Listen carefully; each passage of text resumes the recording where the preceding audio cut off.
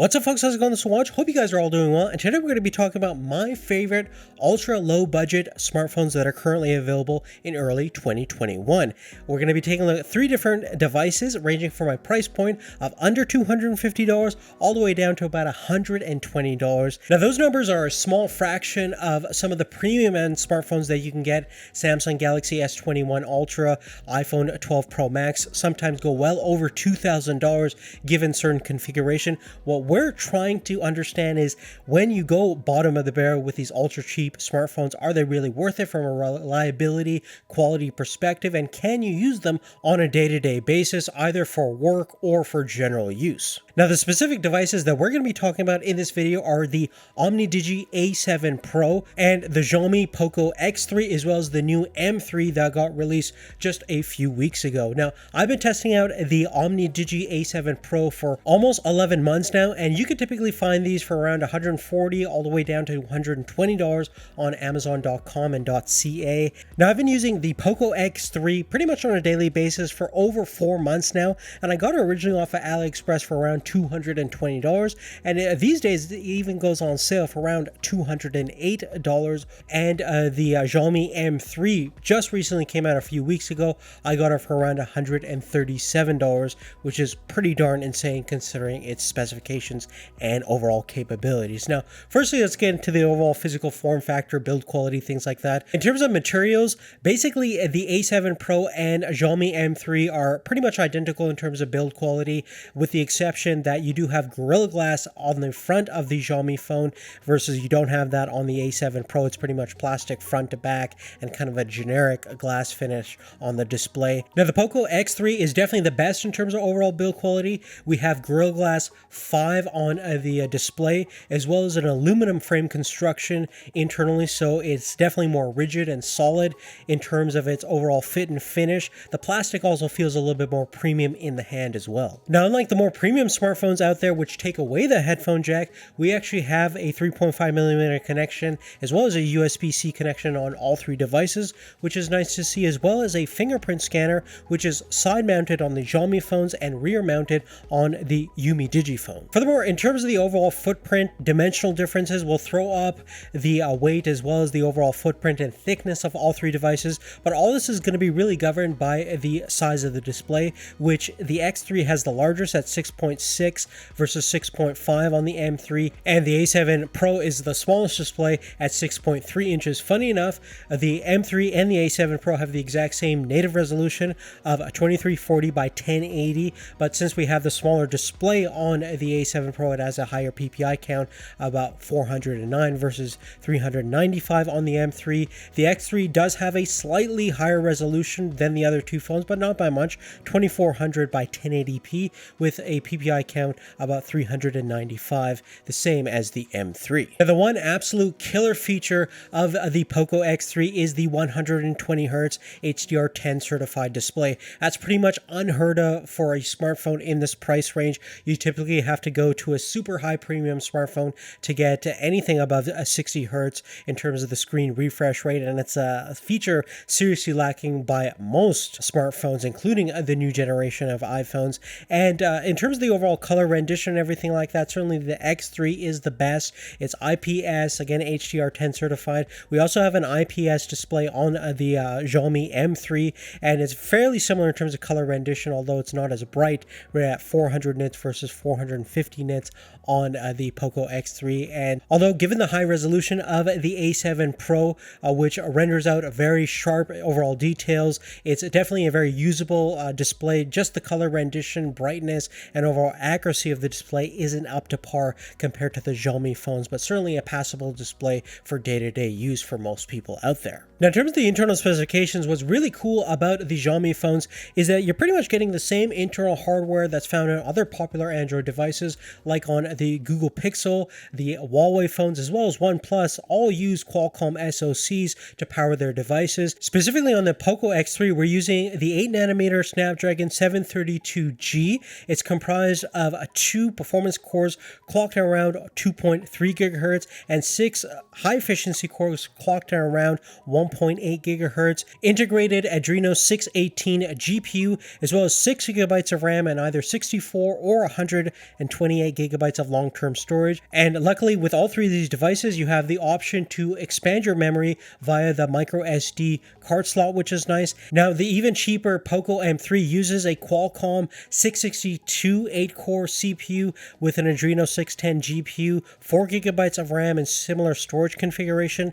And one of the big reasons why the A7 Pro is at its price point of in the low $100 is the fact that it's using a MediaTek SoC, specifically the 6763, which is literally like a $4 to $5 part. And even though on paper it looks kind of similar to the Qualcomm chips, it's really not. You still have 8 cores as well as an ARM Melee GPU clocked at 700 megahertz and 4 gigabytes of RAM and 128 gigabyte storage, which is nice to see at this price point. But if you take a look at our Geekbench 5 results, both on the multi-core and single-core performance, the Xiaomi M3 with the Qualcomm 662 is almost getting double the performance rating compared to the A7 Pro, and the Poco X3 is getting around 561 points on the single-core performance and over 1,700 points on the multi-core performance, pretty much putting it right in line with the performance that you're going to get on the Google Pixel 5. Furthermore, in terms of the Antutu benchmark results, which factors in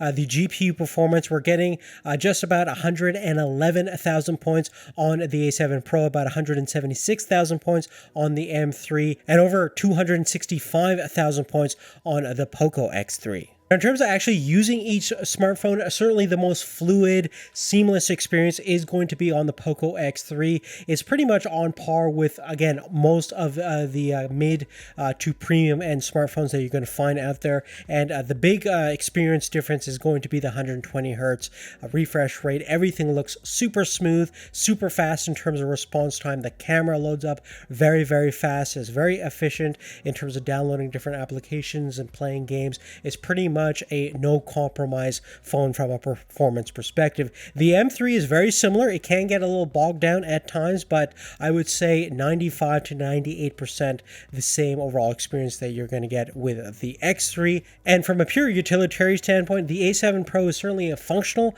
Android device. It's compatible with all the modern day applications you're going to use on a day-to-day basis, but as soon as you start loading up any graphically intense applications or just doing a whole bunch of heavy-duty multitasking is going to bog it down, and you're going to notice some dramatic performance loss.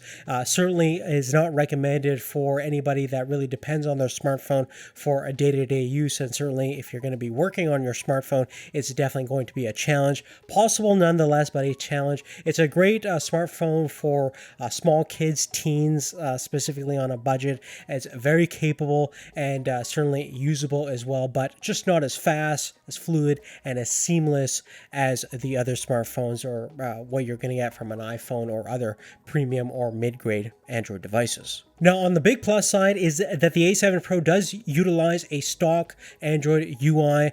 There is no overlays done by the manufacturer or any kind of skin that you're going to have to take off or deal with any bloatware, which is really cool. On the Xiaomi phones, you are looking at the My UI interface, which on the surface looks very clean, similar to the stock Android experience. I have no problem with the aesthetics and overall form function of the UI interface. Some people might have some concerns with Xiaomi's alliances with the Chinese government spying on North American or other users of their smartphones. And the privacy matter is definitely a big concern. That's one of the main reasons why you can't really buy these phones in North America and other parts of the world officially. And if you are concerned about that, you might want to stay away from Xiaomi altogether. But there are some workarounds that you can do to make your data a little bit more safe and secure, whether that's changing the UI, bootloader, things like that. Although some people might argue no matter what you're going to do, no matter what smartphone you're using, privacy on the internet may never really exist in this day and age. Now, moving right along, let's start with the camera performance on all three of these devices, starting with the front-facing side. Now, the Poco X3 has a 20 megapixel stills capabilities, 8 megapixels on the M3, and 16 megapixels on the A7 Pro. Although the resolution and overall lens configuration is different from each camera, I think the front-facing quality of the stills are very similar, including the video from each device. Not a big difference based on my experience, but on the flip side of the the rear-facing camera, there is quite a big difference. You're looking at 64 megapixel stills capability on the X3 with phase detection autofocusing, as well as a maximum aperture rating of f1.9. It also has a 13 megapixel ultra wide, as well as a 2 megapixel depth and 2 megapixel macro camera, and it's the only smartphone in this lineup that can actually shoot 4K video at 30 frames per second, as well as 1080p at 120 frames per second. So certainly the most capable from a stills and video perspective. The M3 is also not too far behind, 48 megapixel standard wide camera, f1.8 aperture, and no ultra wide camera on this phone, but you do have a 2 megapixel depth and macro camera. And lastly, on the A7 Pro, we have a 16 megapixel primary wide camera, f1.8. It also has a 16 megapixel ultra wide camera, as well as a 5 megapixel depth and macro camera. In terms of the actual stills performance, again, I would put the X3 on the top. Definitely renders out the best overall detail. Both the Xiaomi phones actually have phase detection autofocusing, and one of the things you're going to notice on the A7 Pro is that the camera focusing system and the overall speed and responsiveness of the camera app is fairly laggy and slow, and the photos, although very passable at times, do tend to be a little bit overexposed, and again, the details are not as sharp as what we were seeing certainly on the X3 and even on the M3, which renders out better photos and videos based on my experience. Now last, let's talk about the battery performance of all three of these devices, and interestingly enough, these cheapo smartphones actually have some of the biggest batteries found on modern day smartphones, starting with the M3, which has a whopping 6,000 milliamp hour battery. Next, we have the X3 with 5160 milliamp hours, and even the ultra cheap A7 Pro has a 4150 milliamp hour battery, which is just slightly lower than the Note 20 Ultra from Samsung. And we typically like to do a video playback test where we run a video on loop on the VLC app, 50% brightness in airplane mode, and just see how long the smartphones last. And here are the results over here. Basically, the winner is the M3 with logically the largest battery. Got a runtime of over 20 hours and 28 minutes. After that was the X3 at 17 hours 51 minutes, and the A7 Pro got 14 hours and 47 minutes. Very impressive to say the least. And when it comes to actually using the smartphone from a day-to-day perspective, you're definitely going to have no problem getting more than a day, if not 2 days, on most of these phones. Certainly with the M3, it's probably rivaling some of the best battery life that you're going to experience on a current day smartphone. But really, other than that, guys, that's really it. I'd definitely love to hear your thoughts on what you think is the best ultra low budget smartphone.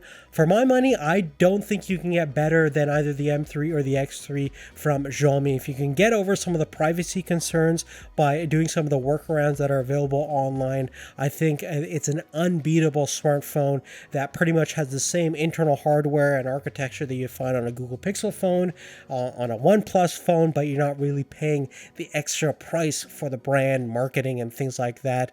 And you're going to check out the links in the description down below where you find more details about everything we've talked about. I want to give you guys a huge thank you for supporting the channel, making this content possible in the first place. Please like and subscribe if you haven't already, and have post notifications turned on if you haven't done so. Thanks again for watching, and we'll see you real soon in the next one. Take care.